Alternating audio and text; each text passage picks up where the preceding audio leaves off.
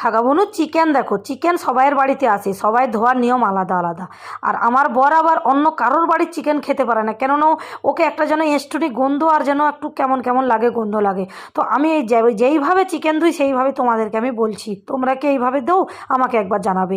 আমি 1 cup vinegar আর 1 cup নুন দিয়ে পানিতে মিশিয়ে এই 3টে মুরগিকে ভিজিয়ে রেখেছিলাম পুরো 30 মিনিটের পরে সুন্দর করে ধুয়ে নিচ্ছি, কেমন সাদা চকচক হয়ে গেছে দেখেছো?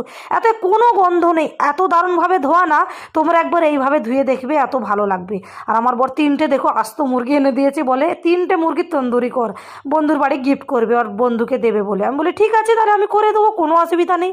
তো এই 3টে মুরগি পুরো রেসিপি আমার চ্যানেলে আছে, তোমরা চেক আউট করে নেবে, দেখবে চ্যানেলে আমার এই 3টে মুরগি তন্দুরি করার রেসিপি আছে। তো এই দেখো মুরগিগুলো যে তন্দুরি করেছি, পুরো ভিডিও দিতে গেলে অনেক লম্বা হয়ে যাবে, তাই জন্য।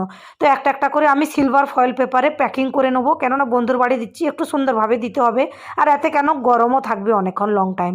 তো আমি কি করেছি, 3টে, আর হ্যাঁ, এই 3টে মুরগিকে ফ্রাই মতলব তন্দুরি করেছি, 2টো বন্ধুর বাড়ি পাঠিয়েছি, একটা আমরা খেয়েছি।